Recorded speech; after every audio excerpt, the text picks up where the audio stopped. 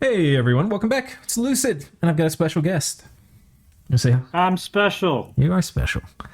So, we have an exciting turn. It's the first turn of the war. We'll see what happens. We've got some stuff to go through for the turn, and then we have some pretty wild and crazy diplomacy stuff to talk about. So, let's get to it. We empowered. I didn't even tell you I did this, Grippa. We empowered this dude in blood. Yeah, I was like, oh, blood empowerment. Interesting. Yeah, because we got to climb up blood somehow, right? We got to make a blood thorn, and then with our ring of wizardry, we'll be able to make the other blood boosters. But might as well get to work on that. I think we can, if we get super friggin' lucky, we can get a blood 3. But that's like, I mean, we got a fire 3. We were super lucky with that. But Yeah. so okay. So anyway, we did that. We did a bunch more site searching. I don't think we found anything with any of our remote site searching spells like all game. You picked me. We found decent sites, but they just never have been with remote site searching. It's ridiculous. So we found this. This actually is a good site. It's a death in a water gem. The Atlantis wet dream. Yeah. And then we found 2 sites here, which were both earth gems. So, kind of cool. And that was actually just from like site searching Earth 1. So that was a pretty good haul. Our Earth income's pretty ridiculous now. It's 11. Yeah, we've got some pretty good gem income. Yeah. For late age, at least. So Grippa, I talked about this a little bit in my last video, but I was saying that my goal is to get to 100 blood slaves pretty quick a turn. And so this turn we got 7, 11, 30, 34, 41. So we're getting a little closer. No, we only got 37. That was 4 blood hunters didn't find anyone, Oh, apparently. shit. Okay, 37. A little farther off. Oh, well. And then we have our attacks. So we were doing kind of low commitment attacks with like 1 mage and like 20 or 30 troops. And here we attack and we just hit PD and we summon. It actually was enough to trigger gem use, which probably is a good thing because we probably would have been a little bloody. Yeah, we might have lost quite a bit there if we didn't. Yeah. Our front line still got wrecked by that heavy cav. Mm-hmm. Okay. So that was this. We lost 4 Peshti, so that's minus 40 gold, but we took the province. Down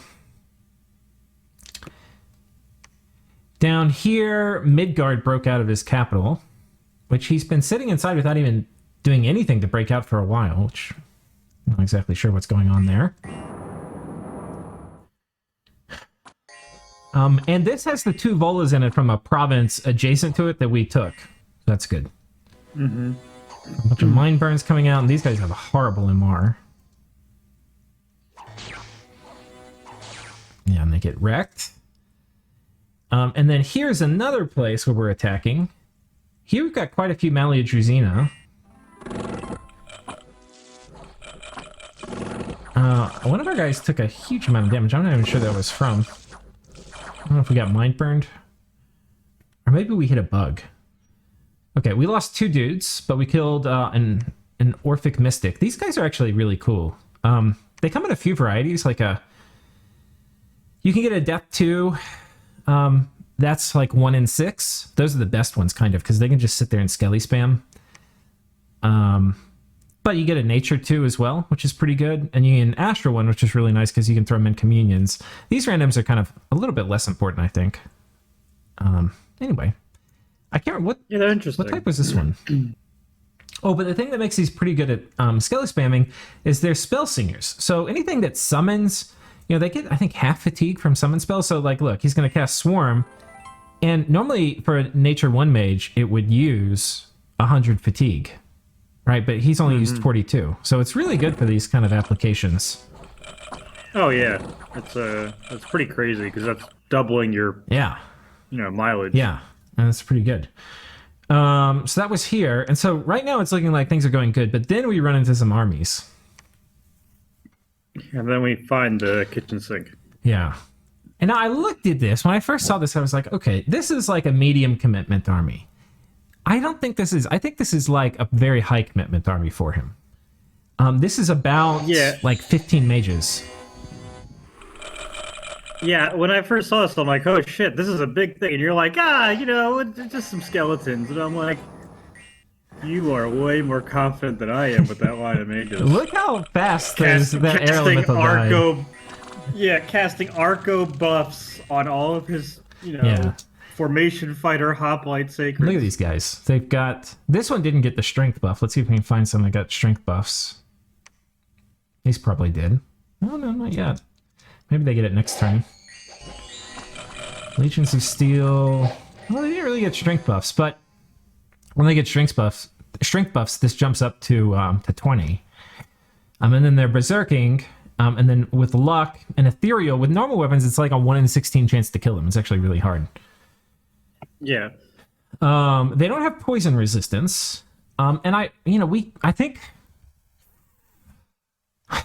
there's going to be a lot to talk about how we defend against these. But obviously this is going to wreck our low commitment thing. This would have wrecked probably most high commitment things we would have done.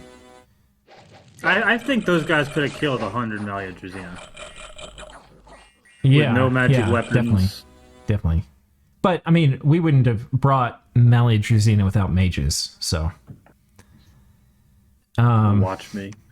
So that was this one. We got a little bit of our ass beat, but this wasn't really like if you have the cost, it's not that big of a deal. It's like 200 gold a units and like 100. So it's like 325. This would be kind of like killing one elf thug or something. Like it's not much. It just looks like a lot.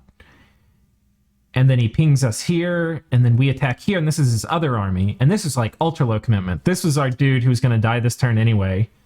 And so we loaded 6 blood slaves up on him and just had him summon imps. And this would have been enough to kill PD, but if we ran into heavy resistance, it was just super low commitment. And this is heavy resistance. If we look at it again, he has crossbows in a sparse line. And then not that many, just like 20-something sacred, and then a lot of these hoplites on guard commander. And I think this is his formation for all these. The hoplites are on guard commander. The sacreds are on hold and attack. Oh, he's got some of the hoplites on. Oh no, these guys are.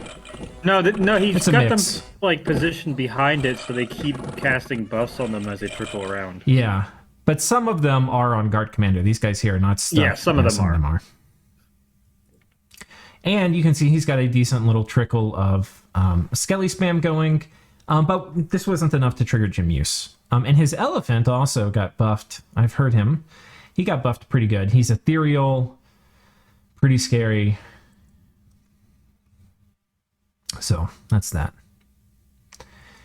And then TNG finishes off Atlantis. Thank God. How would you feel if you were one of those 3 guys left after this guy just came in and whacked your god to death? And you're just like, all right, boys, it's our turn. It's our turn. Let's go get him. Yeah. We can do it. Maybe not. Nope, never mind. Abort. Run to our death. Hide in the village huts where we'll be killed, as is the custom in Dominions. Yeah, really. It's just like, nah. Yeah, if you run into a fort battle, you're dead. Then we got some good events for gems. We got 9 here, and then we got 7 here, so that's 16 gems. And also a little bit of Dominion. Where is this? Over here? Oh, this wasn't even our Dominion that we lost. I think it was Arco's Dominion. So, now I think we need to talk about diplomacy, Grippa, which I've just been itching to talk about the whole time. Oy vey. Classic Dominions. Yeah, so let me toot my own horn a little bit. Okay, last turn I was saying it's a shame that Arco bowed out, if he did, because we're suspicious that he didn't. I don't think he did. And looking at how these armies are scripted, I think this is Arco's work. But it's hard to know. Possible he's given everything he had to give to Isataris before he left. And Isataris is a good player. He was in the finals, like position 1 for a bit. He's a good player. But I know what Arco's handiwork looks like. This looks like it. So, yeah, if you notice over here, this is the first turn of war. The borders haven't changed up here. And it's supposed to be a 4v1, mind you. And last episode I was talking about, like, you know, it's too bad Arco's dipped out if he did, because it'd be cool to see how he diplomancies his way out of this. And I forgot about that part too. so the only province that has changed that was not our doing was over here.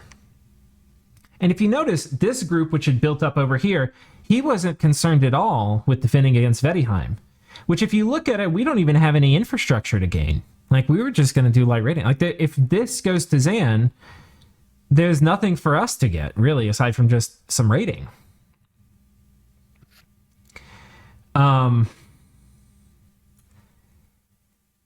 So, anyway, that's a thing. And then, we were in the group chat, like, okay, let's coordinate who's doing what. And they were like, okay, we're moving a big... They're like, we're worried about doing a lot of raiding because it's like... This is in like the chat I was having with Hez before. He was like, I'm worried about doing raiding. You know, it's like normally I would do a big L thing with Vettiheim, but, you know, there's 3 of us now, you know, we have to coordinate and this, that, and the other. So I was like, okay, well, let's coordinate. Where are we attacking? And he's like, okay, I'm moving a big army to 191, which if you think about it, if you're worried about like bumping into stuff and getting your things killed, why would your only thing you do be a huge commitment attack onto 191? You wouldn't, because you would be worried that like Arco would defend it. But he's going to move a ton of stuff here because Arco's not going to defend it. And the reason Arco's not going to defend it is because he made a deal with him. And the deal, this is the only thing that really bothers me about this, Grippa, is how fucking cheap he sold out. I know, really. He sold out for 2 goddamn provinces. Like, what is this?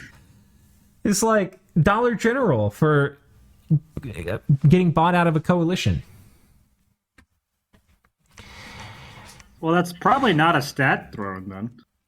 I mean, we can maybe see which one it is. Crystal Throne?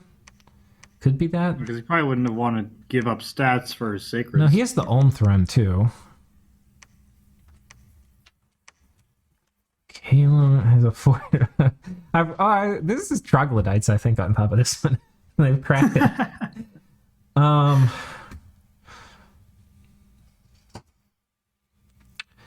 Yeah. So he didn't. And so, of course, I think the best thing to do when you suspect somebody has. First of all, I knew that Zan. I didn't know. I suspected that Zan did not actually sell out, even though he didn't attack. That instead, he actually just forgot. And I asked him directly, and he said, yeah, I just forgot. Which I actually think is true. But these guys, I was pretty suspicious of them that they sold out. And so I asked directly, and then he evaded it, and then I asked him directly again, and then he said, yeah, we sold out. And then he told me why I shouldn't be mad at him. And I'm not really mad. I mean, I knew this is what Arco was going to do. And that's why I prepped everybody beforehand, saying, like, guys, like, don't sell out, all right? We're going to do light raiding. We're going to get this guy off the map. We're going to kill him. But, like, just do light raiding. You don't need to sell out. We're going to get a bunch of stuff. And, of course, he sells out turn 1 anyway. Turn 0, really. I'm sure he sold out before this whole thing started. So... yeah, that's Coalition's off to an amazing start. I'm a little salty about it. I don't know if I'm salty enough to Black Death him. But I might be. That's a step up from what I was thinking. But, like, okay, let's imagine how this goes now, Grippa. So... we would end up getting all, like, everything on this side of the capital and south of it, which means we would get this and this. Like, this would all be ours. So we only have 1 fort to get. Zan would get all of this stuff, including this, and maybe Ulm gets this fort. How big of a border would we have with Vetti? If we have this, and Vetti's going to have this, we could attack Vetti through this front. And Zan, Falegra, no, this is Ulm. Falegra is down here. No, so Falegra and Zan have he actually has a pretty big border now with Vettiheim then. Because he would basically border Vettiheim. Do we have Falegra on our... yeah, here it is. He would basically border Vettiheim over this whole stretch. Yeah.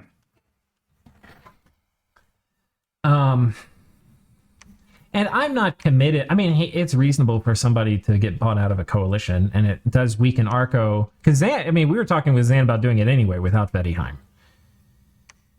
And it's certainly easier if he has less stuff.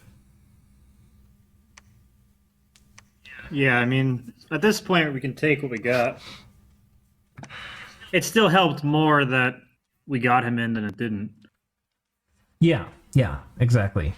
I mean, he could have just said, I don't want to do it, and it would have been worse for us, I think. Yeah, because he still made Arco cede one of his forts. So Arco only has, like, 3 forts then. Yeah. This is, I think, most of his mage. I mean, this is, I think we have most of his mages on our border. And that's what made me realize, like, this is not a low commitment thing. This was, like, major commitment. Like, he's not researching hardly anymore. Like, his research is basically done. And I think that should inform, if we do continue to fight this, because I think the option we need to consider with Zan is, do we just peace out and return to original borders as a unit? Like, Zan and I could say, we'll peace out with you if we go together, but we're not going to let you fight one of us. That would be an honorable way for us to not backstab each other and get out of it if we don't want to do it without Vettiheim. I kind of think we should still do it, though. But we have to figure out how to kill these armies. Yes. I think, too, and this is one of the things, like, you have, like, interpreting what this move means, because he's not researching. This is almost all of his mages. Major commitment. He also, and he may not know, I don't know if Vettiheim will tell him that we know that he pieced out with us, or with them. But let's say Arco doesn't know that we know that Vettiheim pieced out with him. What he would think we would do is, or what he would think that we would think that he would do, is play defensive and move these armies around to protect his borders. Right? Mm-hmm. Yeah. Because he can't move these armies far away from his forts, because if he does, then Vettiheim will stab him in the back.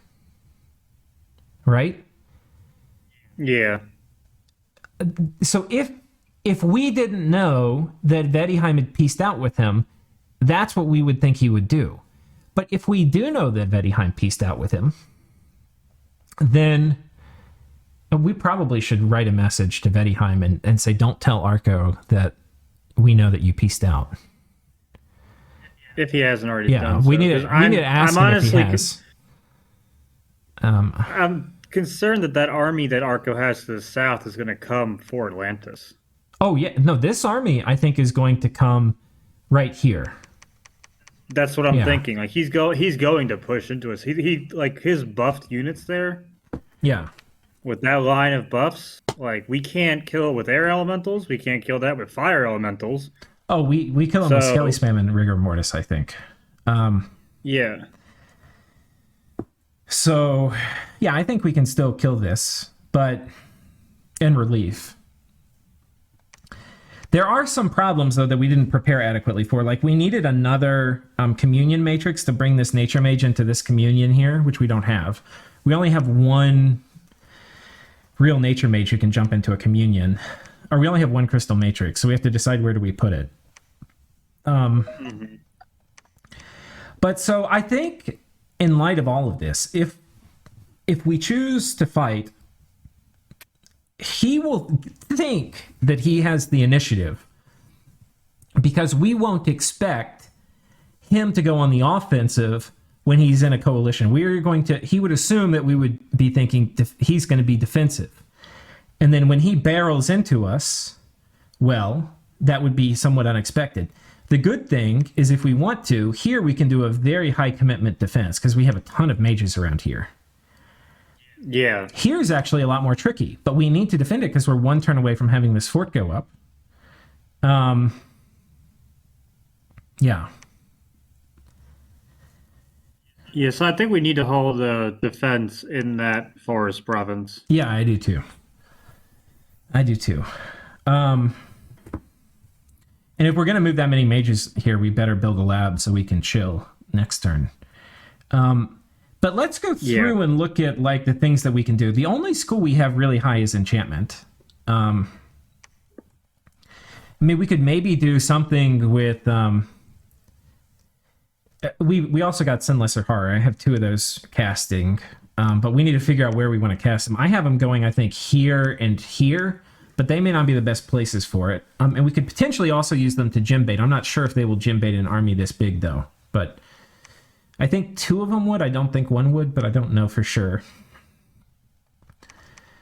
Okay. We also don't have any of our strats with Ritual of Returning on them so that they can gym bait, which is a little unfortunate. So that's another consideration. But if we look at what we can do, Grippa, an enchantment, we have a few things. We can do the Rigor Mortis play. He has all of the elemental resistances on his sacreds. And so if we look at it, like this army has, I think, a lot of sacreds. It's 45 and 35 non-sacred. And this army has only 12 sacreds, but 35 non-sacred. So this one would actually be way more susceptible to a full fatigue play with like Grip of Winter or something like that. And then if they're fighting here, it will be in cold 3. So that will put them right all to sleep. Yeah. This one wouldn't be. The other thing is he doesn't have a poison resistance bless. And we have 1 mage who can do poison resistance. And if we combine her with this dude, he can do Serpent's Blessing as part of a communion, potentially. Which we have... Do we have Cloud Trapeze? Yeah, but she can actually move. She's a flyer. She's like super mobile. Oh, what the? Yeah, look at that. She can get all the way over there. She's like, she can haul ass 26 Never mountains. mind. Yeah. Why does she have to... I don't know. Whatever, She's okay. fast. She's a powerful ancient hag. So if you look at the things we can do fatigue plays. We can do skelly spam. Here we can even do like mass earth elementals if we want to. Like these guys can all come in, not even be part of a communion, and then just drop earth elementals. Yeah. And we can actually do that sort of cheap. Like we can put 1 earth gem on them for them to do, or no, we could have them like buff up a turn, just do like Iron Skin or whatever, hold. Meanwhile, or wait for Light of the Northern Star to go up. And then once Light of the Northern Star's up, they could do Power of the Spheres for 1 gem. For 1 pearl, and then they could do Summon Earth Power, and that would put them up to Earth 3. And then they could cast Earth Elemental for 1 Earth Gem. So for just 1 Earth Gem and 1 pearl, they could do an Earth Elemental and be a super high level mage. Mm-hmm. And that's not connected to a communion, because I think if we do a big communion here, I'm thinking it would be like, I don't know, a lot of people doing skelly spam. And maybe like 10 masters and like 4 slaves. And we can also, the other thing we have, Grippa, is we have Life After Death, which is super nice. Yeah, I was just looking at that. Yeah. So that's good.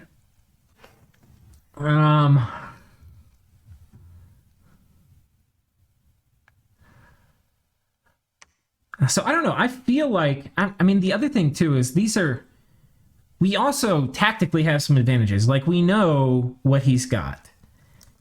He doesn't seem to be casting Foul Vapors on any of these. There's one of these stacks, I think if he switches around a Thistle Mace, he might be able to. But like he's got a Thistle Mace here. That's probably going to be Serpent's Blessing or something. And then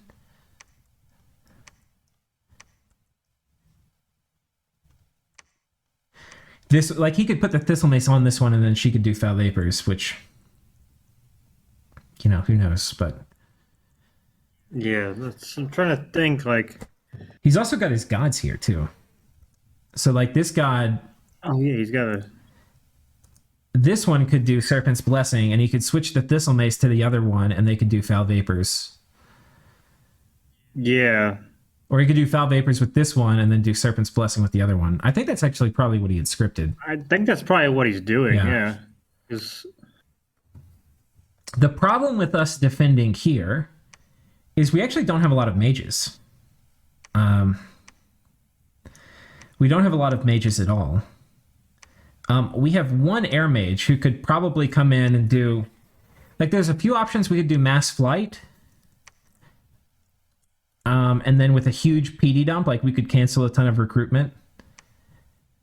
And then they would all just jump on them pretty much instantly. But I don't know how that would go. Plus, we're not getting any great PD there. Yeah. I don't think Flaming Arrows is going to be necessarily great here. And whatever we do, if we don't have a Nature Mage, we're going to be in a bit of trouble. So... Yeah, I'm trying to think, because their normal hoplites get a Fire Malice because they're casting protection on them. But I think the shield would still be enough that it would basically not matter. Well, this one doesn't even have that many. I think all the hoplites here are on Guard Commander too, so... Yeah, this one, all the hoplites are on Guard Commander, and it's just the Sacreds that are... Yeah, okay. And these guys are ethereal. Some of them are lucky too. You know, like this guy's ethereal and lucky, and then 26 protection is a lot. I don't think they have any kind of reinvigoration though, and I don't think they have Blood Surge either. They have Berserker too, which is not really very good in fatigue play situations. And their encumbrance is pretty high. It's 8. Can we do like Quagmire? Is that a thing we're able to cast? I think so. We have over here a water bracelet. Quagmire will hurt them quite a bit. That increases encumbrance by 2 on top of that. Oh, does it? And I thought it did if you done swap survival. I can't remember what it does. Let's see. Quagmire. We're water 3. We should be able to cast it. So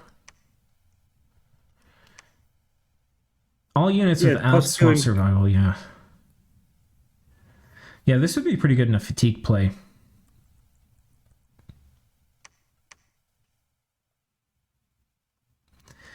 Because then they would be at 10 encumbrance, which is basically equivalent to like the Satis lizards in Cold 3. Yeah. Or is that 15? The problem with the fatigue play here is we don't really have... I mean, we can't really make a lot of skeletons. That's the problem.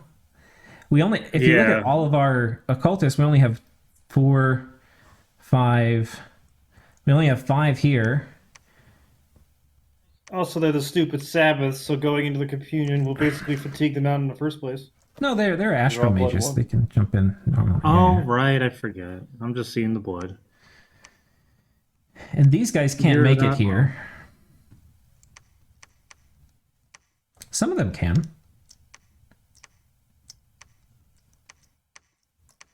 How many are coming here? 3? Oh, a lot of them can, actually. Oh, Bogarus.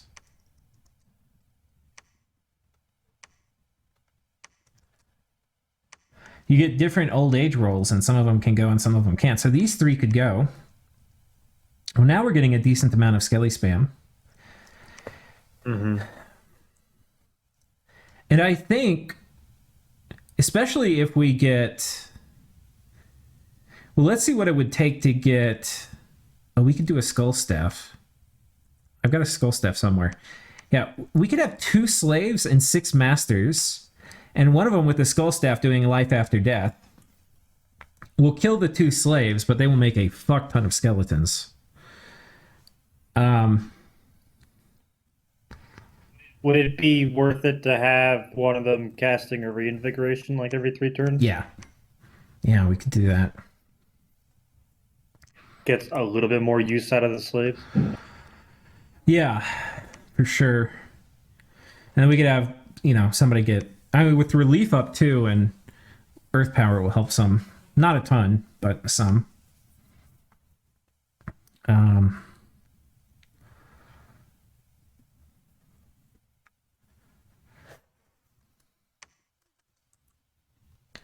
we could do Arrowfend. I don't think these are set up to do... He's got a lot of earth gems on earth 3s and some of these. Like he could do Mass Flight Earthquake. So, okay, this is potentially a lot of fire elementals. Earth. this army might not be able to. Yeah, okay, this army can't. One of these other armies, I think these are actually Earth Elementals. I think this is Summon Earth Power and then Earth Elemental. Mm-hmm. Which would go with his foul vapors thing, so. Yeah. What else are you gonna do with earth gems in that path? Like, Yeah.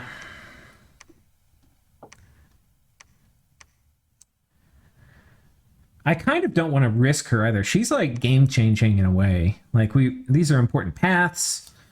You know, it's high level air access. We don't have Twice Born on we her should yet. probably twice. Yeah, we should probably twice born her sometime soon. So the least risky thing we could do here is set up Serpent's Blessing here, bring in a bunch of people to do Horde of Skeletons. We could even do Mass Flight if we want to. Maybe like a turn 5 Mass Flight so that they jump on the mages at the back. Okay.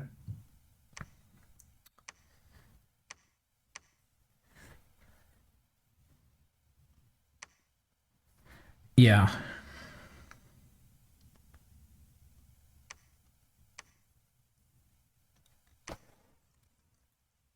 Yeah, I'm going through the spell list now on my own dominions. Trying to think of things. Do some Earth Elementals here, because the Earth Elementals are going to help work their way through through the really high protection on some of these guys. So I think we have enough gems to do the fatigue plays at both places.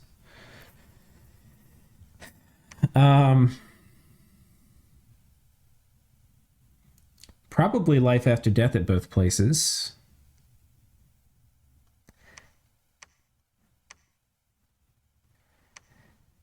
But I think this is sort of worth actually us doing a test environment for, because this is kind of like this is another question to ask us. Like, what happens if we go semi all in on a defense here and we lose? That would be pretty bad news bears. Yeah, I'm trying to think. Like, even if we lose, will we get enough attrition that army can't do anything anyway? I'm Maybe. not so sure. I'm not sure. Gifts of Heaven. Are we able to do Rust Mist? Like, do we have Earth Water? No. We don't really have much water, Grippa. We're pretty low on water. Yeah, I didn't think we did. Because Rust Mist would do a number on those hoplites. Yeah.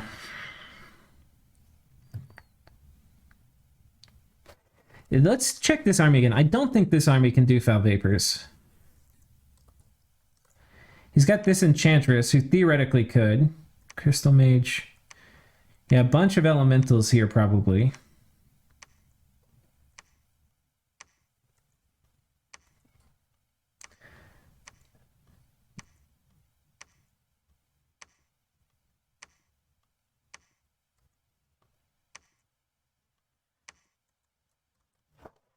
Yeah, I'm not seeing anyone that would really do it.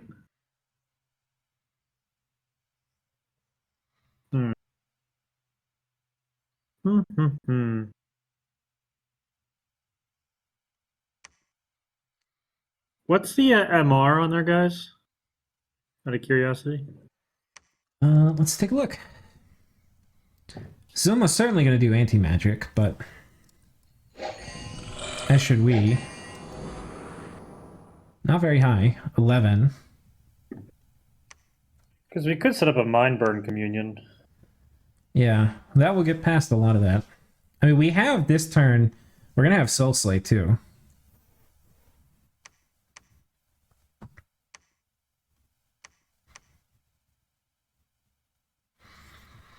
I mean, we could pull a Zan play and just do a billion bloodletting. No, that is not the play here, Grippa. That is not the play? That is not the play. One of the days, that will be the play. One of the days. But that day is not today.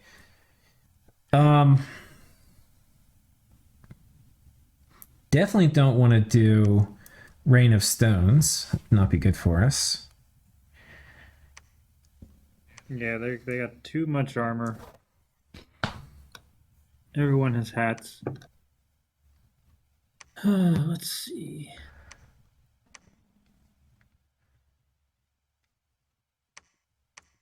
Now we do not have that much combat spells researched. No, we've been a little greedy. I think we need a critical amount of elementals.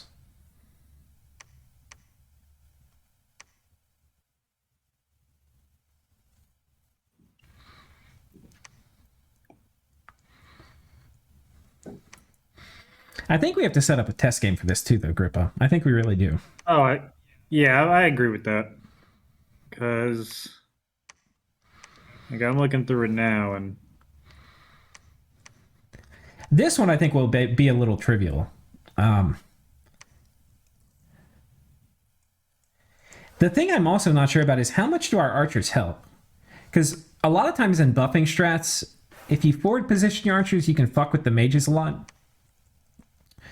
But it could also be these guys are basically, by the time they're buffed up, they're immune to all the archer fire. And then the archers end up just killing skeletons, like friendly fire. So that's a risk, maybe.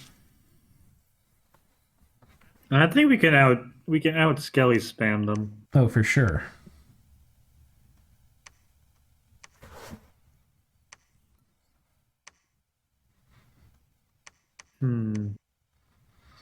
We also have a decent amount. Can we do it here? Not really. This one we can trounce them. Yeah, I'm not too concerned about that guy. Because we can do Or that army. We can do a lot of elementals with these guys.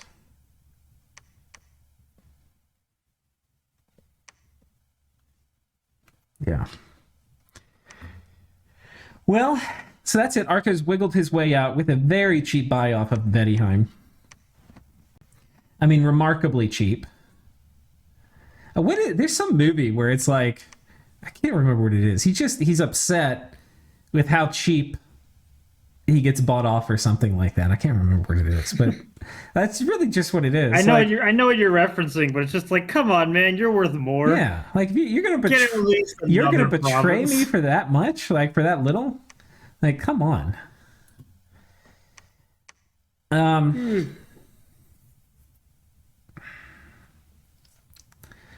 Yeah, I mentioned to Zan too. We maybe target Vettiheim next after this. The nice thing about if we get Vettiheim after Arco is that he is the next best player, I think, in the game. It's certainly next best player nation combo. Oh, we do have one last thing to talk about, Grippa. So this is something we need to think about. If we put up Eternal Pyre, I think we have to mention to Zan we're thinking about putting up Eternal Pyre. Because we don't want Zan to back out because that spell goes up. That is fair. Yeah. Yeah,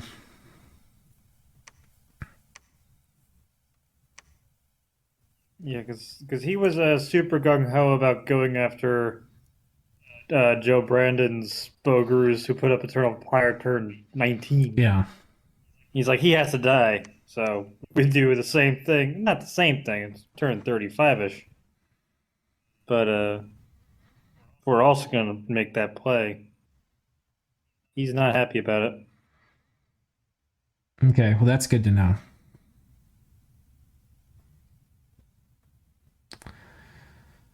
I mean, the other option, well...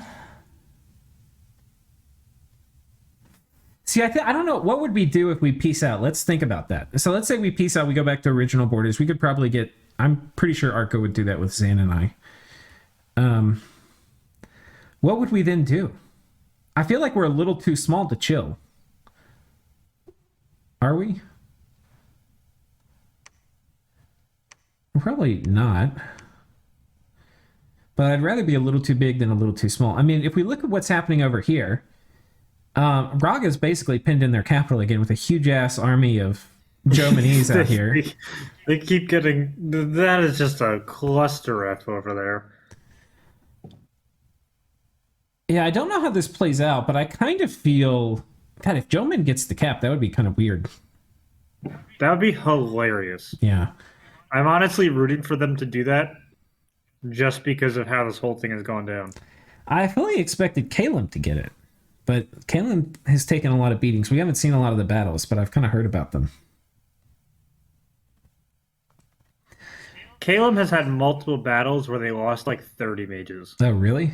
Yeah, I said, well, we saw one of them, that one with the Smiths. We saw one of them. I think there was two more of similar scope. You know, that one actually could have made sense. If he had mages on guard commander and they were spamming Armor of Achilles or Destruction or whatever, once you take all the armor off those Zayedans, you'd be able to chop them up pretty fast. But instead they cast Flying Shards and shit. Yeah. And there weren't, the troops weren't on guard commander. Yeah, so it was not clean. Strange thing. Yeah. I mean, we could shift to eating Kalem.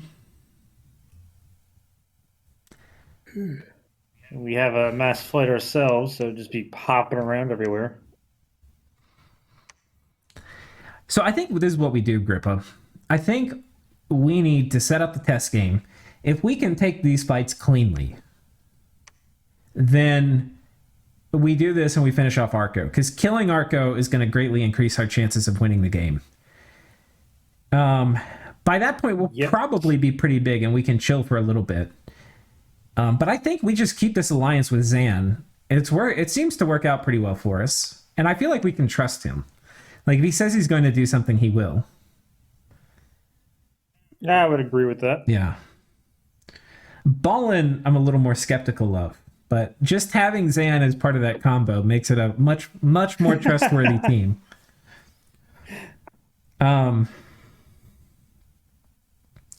If we can't do this clean, or it's like a friggin' bloodbath, then I think we suggest to Zan that we both peace out at the same time with Arco. And that will kind of fuck over Ulm, but we can blame it on Vettiheim. Well, because it is Vettiheim's fault, so it's not really a false blaming. But what do you think about that as a plan? I think that's our best strategy. If we can't, what are we researching this turn?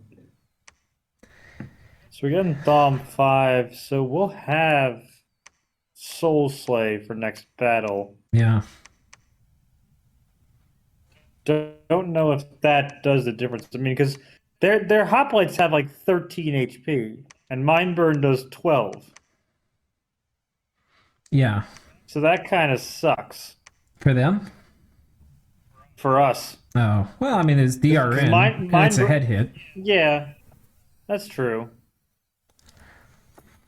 I'm not so sold that that's going to be doing it. This particular fight, we just won't have enough mages. I think we're only going to have enough to skelly spam. This mage fight, I mean, we can bring in everybody, and these guys we can bring in, and they can do Power of the Spheres after Light of the Northern Stars up, and they'll be Astral 4.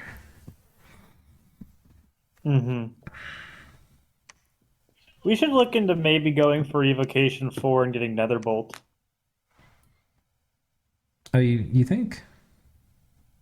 I think it'd be, with what Arco's doing with his mages, Evo 4, it's Astral Death. MR negates, though. True. How many? But that area of effect, Feeble Mind, is really nice. Maybe. With armor-piercing damage. Yeah, I think, though, if we're doing a fatigue play, it's not going to help much. If we're doing a fatigue play,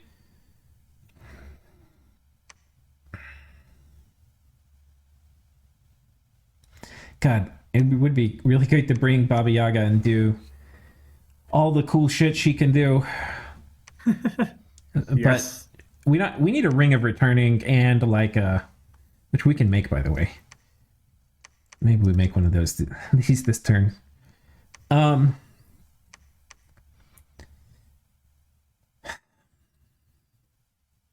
I think too, if we lose these, but if we think we can win and then we end up losing, I think we have to go Wind of Death. That's going to be our recovery path.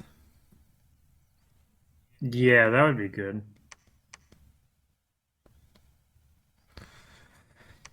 But if we're doing a fatigue play, what really matters is just the quantity of undead. Can we put out undead faster than they can kill them? Because once they knock out, once they fatigue out,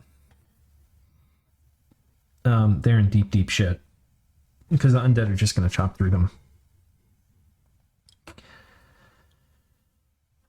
And like if we have some of our guys doing evocations and that decreases the rate at which we're producing undead and they can chop through them fast enough, then we end up losing the fatigue play. So I think if we do fatigue play, it's really like just volume of chaff. But but there will be earth elementals. I think it's okay. Fire elementals. I think a test game will tell us. I don't really know how it's gonna go, but I think we can manage it. All right, I feel we've been over the same ground a few times. We've rambled on about our plight. worries. The dog has caught the bus, so now we have to see what happens. And these guys. Damn you, very high. Yeah. My dream of just grabbing some provinces and being happy you're squashed again. Oh, yeah. Not to be trusted. That you know, they definitely getting like a -2 in my book, but they're not in the negatives. But it doesn't bode for. I mean, for them to sell out that cheap is really what it is. You know, like if he got like 4 provinces, I'd be like, you know okay. what? That was a deal he couldn't refuse. You know. Yeah. He was going to get most of what he would have gotten from the war, and it was going to be for free. Okay, come on. Who can fault him? That was an impossible deal to refuse. That's like you sit over there clapping like, I hate you, but goddamn it. But he sold out for nothing before actually killing a single goddamn unit from Arco. Like, that is a pretty shitty sellout. And the sellout scheme. But it makes it a more fair war, so it'll make for good YouTube. So... we hope. Yeah, if we don't get stomped. All right. God, what? It's Arco, so maybe he's gonna pull some random stuff out next turn. Like this wasn't even his final form. Yeah. This was the bait turn in order to bait you into thinking of doing one thing. No, I think this is the kitchen sink. I think so we need to immediately go ask him if he's told Arco that we know, and if he hasn't, we need to ask him not to tell. Where is his third great one? Do we have any idea? No idea. Because there's only 2 there. Yeah, I don't know. So I mean, he could gym bait us too. That's the other thing to be cautious of. So the important spells we probably want to put on people moving into the province rather than people already there. Will the fort be up by the time? No. Like, I forget how that works. If he attacks that province, it's after is the movement. fort going to be there or no? No. Shit. So, yeah, no hiding inside a fort. But hiding inside a fort is not our way, Grippa. It's not our way. No. We're going to... But I'd feel like 1,000 times better if we could set up a Soul Slay communion. I mean, we're going to have Even if we're not actually going to end up using it. We'll have it. I mean, it's going to be here. And it's going to be... Okay, this is not magic scales. This is magic scales, which we're going to have a fuck ton of mages, so... Mm-hmm. But I think that's one thing to be mindful of when we set all this up is all the important gym using spells need to be moving into the province. They need to not be gym baitable right here with magic phase attacks from some god. So, all right.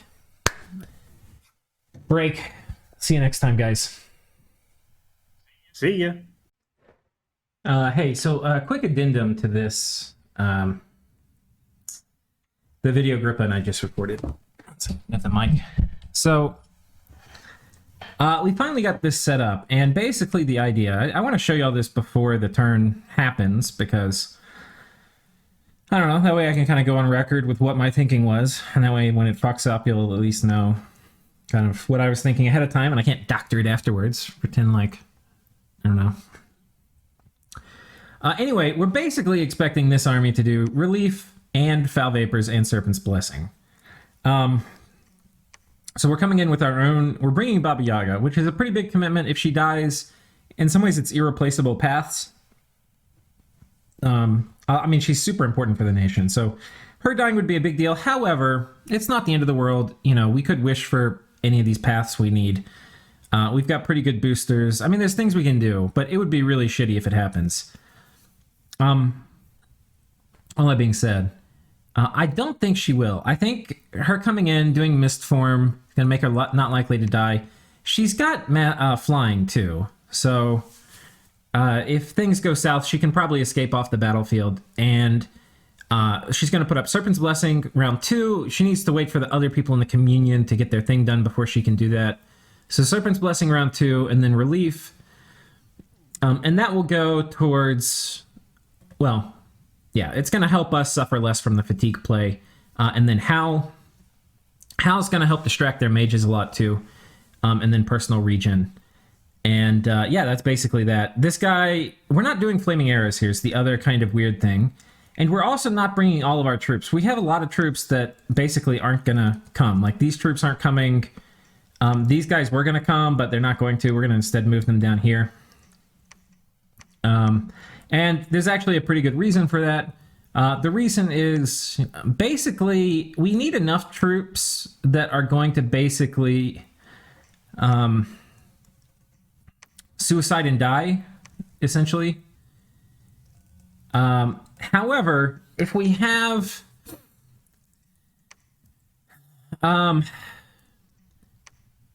bringing more than that, like we need, what's going to happen? These archers actually aren't going to do shit. The fact they have bows, they're just going to stand there. They're not going to kill anything. Once they run out of arrows, they're going to run into melee and they will fatigue out his dudes. And then they will die. And I could have more and they would die, but they're not needed. After the archers have mostly fatigued out the dudes, Skelly Spam should take over. We're also not doing flaming arrows here. We're just doing fire elementals because his guys are going to be, especially the heart companions, who are going to be the ones running forward. These guys are going to be on guard commander. They're going to basically jump all over, or they're going to be immune to flaming arrows is what it is. So putting it up will kill our guys faster because our guys don't have fire resistance, and his guys do. So here, it's not a good idea. Down here, it's actually probably a good idea because his guys, he has much fewer heart companions, and so a lot more hoplites. So I think it will be a lot better. So we'll do that here. But yeah, that's basically the idea. Is that we've also got some guys making elementals. This guy's going to do Communion Master, Arrowfin, Summon Earth Elemental, Earth Power, and then spells. The idea is most of the fatigue from these Earth Elementals should get purged off with the reinvigorations that are happening pretty much all the time. This guy's doing Rigor Mortis, Life After Death. We had to alchemize some pearls, probably like 15, 20 pearls to Death and Air Gems for this fight. Kind of wishing I didn't do some of those Dark Knowledges that didn't pay off now. And yeah, we've got basically same thing here, except I've got a ton more mages. So here we've got probably like 11 mages in the communion and probably 8 in the as slaves, which is a very safe communion for us relatively. And yeah, I mean, they should be able to put out just an absolutely extraordinary amount of Skelly Spam. And that should just overwhelm these guys. Yeah. There's some things I'm not sure, like he's going to be putting out probably a lot of these. I mean, he's got to be summoning a lot of things. He's going to be summoning elementals. He's going to be summoning other stuff. And they will do very well. Like he's going to be summoning the Dragon's Teeth or whatever. But I think we're also, well, we're going to have Rigor Mortis up. So once they've cast one, there's a chance they might not cast another. And in combination with that, we're going to be Cloud Trapezing in Home Slice, who has a water bracelet, and she's going to be doing Quagmire round 1 because it's only 100 fatigue, and she should be able to cast that and only be asleep for maybe 1 turn, if that, and then Grip of Winter turn 2. And the combination of these in conjunction with Rigor Mortis. Now, he has cold resistance on his Bless, so these Heart Companions, which are the real core of the military strength of this army, aren't going to be affected by Grip of Winter. But this will help fatigue the mages out very quickly if he doesn't get some kind of cold resistance spell on them, which he might. But I think with it being part of his bless and then me not really having good access to water, he probably won't. So anyway, the Grip of Winter should put his mages to sleep. And yeah, then he's not going to get as many of the summons out, and then hopefully we win. So anyway, that's this. Here, like I said, it's basically the same thing, except I'm not really worried about him doing Foul Vapors. I'm worried about it. I don't think he can. Or not easily. There's a lot of reasons I don't think he will do Foul Vapors on this army. So I think it's going to attack, and we're just going to do Flaming Arrows and a shit ton of Horde of Skeletons. And I think with that, we can win the day. The Gimp Commander, where are you? Yeah. So we'll see. I think he's going to attack. I spent so much time figuring out this turn, because these are really scary armies, and I want to take these fights. I don't want to give up the fort here is the other thing. So, and these are really strong armies. So, I don't know.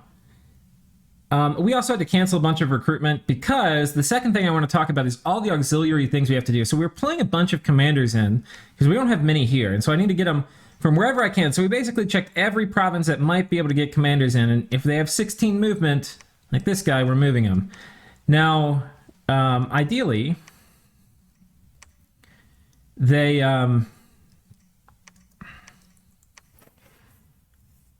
ideally we'd actually do an air elemental with this one, but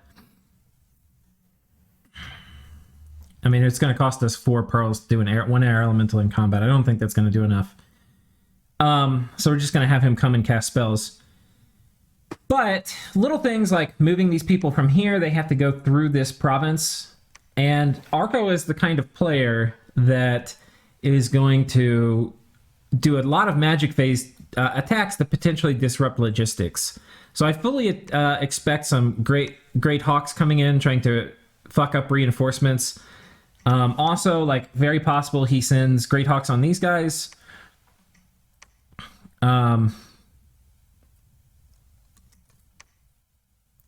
Where are these guys going? Let's actually move these south. And we'll put this guy down here too. So...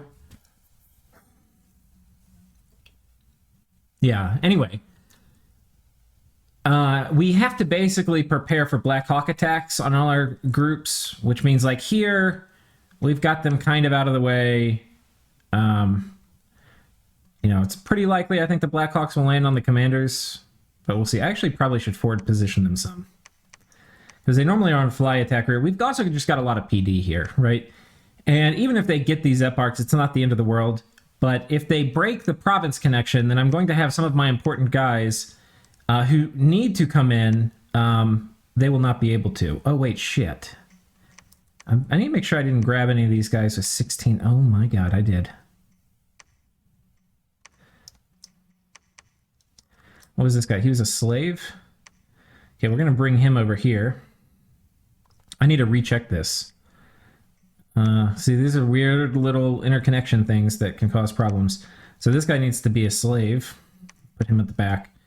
And then let's see how many slaves we have here. So, 1, 2, 3, 4. Okay. That would have actually been a big problem if we had the wrong number of slaves show up. This is a very fragile battle. And what I mean by that is there's many, many things that can go wrong. And a lot of them that have to go wrong have to do with him cutting off multi-phase province movement, which is why I've had to cancel a bunch of recruitment and put a decent amount of PD in all of these provinces. Specifically these two. And I have, well, we might need a little bit more here too.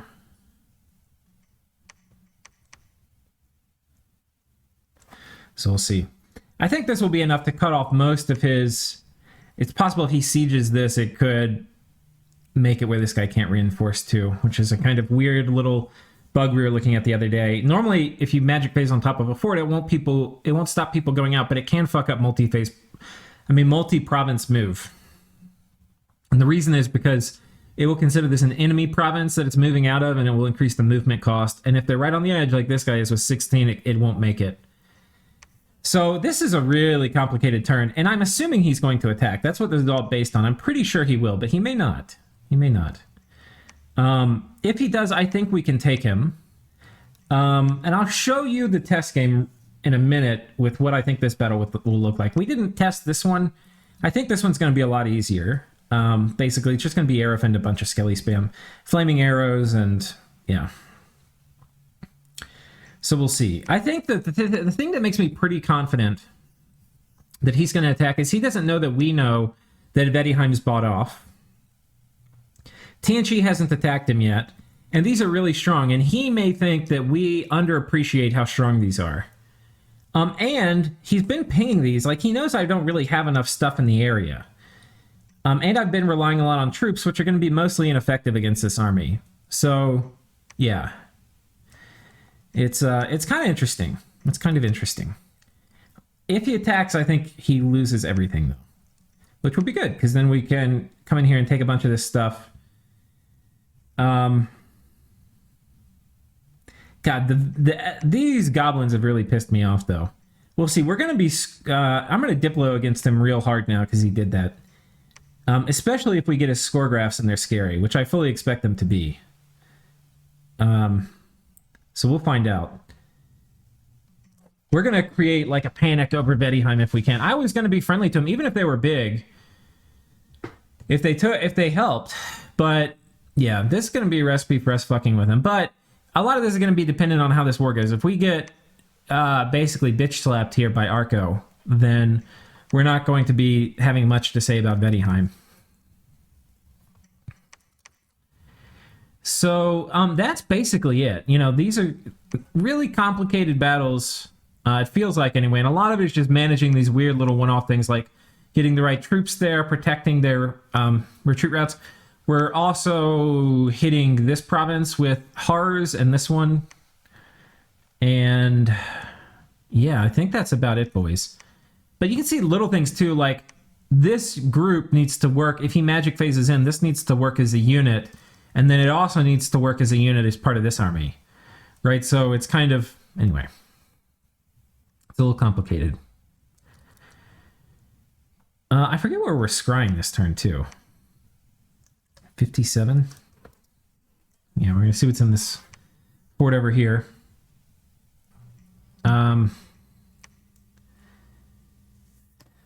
Yeah. So anyway, that's basically that, guys. I'm going to pause it and pull up the test game. All right. So I've got the test game here, and I think I've got it scripted mostly how it will be. I might have too many troops in this one. We'll see. You'll have to just trust me that if I have 300 troops, you can do it with 100.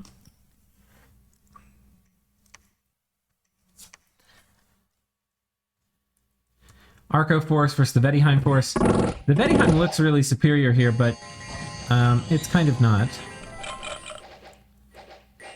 I mean, it will be, but these Heart Companions are freaking units. Now, we have him summoning these elementals. He may instead summon the Sparte, the little magic weapon long dead.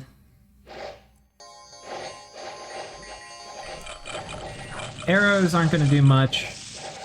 We've got Foul Vapor and Grip of Winter and Quagmire off, so like a huge fatigue play. Turn on team-colored squares.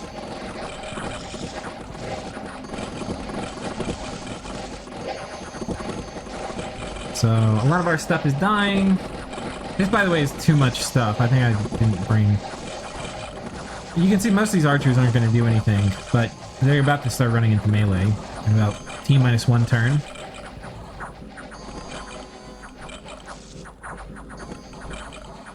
And everything's fatigued out now.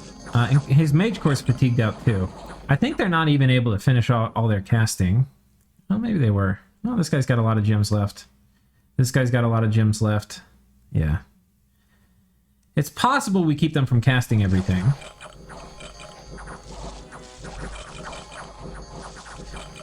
And, yeah, it's just Howl and Skelly Spam doing its thing. And basically everything we leave up here is going to die that's not well, basically everything we leave up there is gonna die. You can see the Howls chewing away at their dudes. And then the Long Dead get back here. And by about the time the battle's over, everything's dead. So, this is about the kind of attrition I expect. We'll probably lose 5 mages, 5 commander dudes, however it works out. And then pretty much probably like 70% of what we bring, which is why we're not going to bring 300 troops. We're going to bring like 100. And we'll probably lose all 100 of them. But that's fine. That's what they're there for. They must bleed for Mother Russia. And we'll kill all of his shit.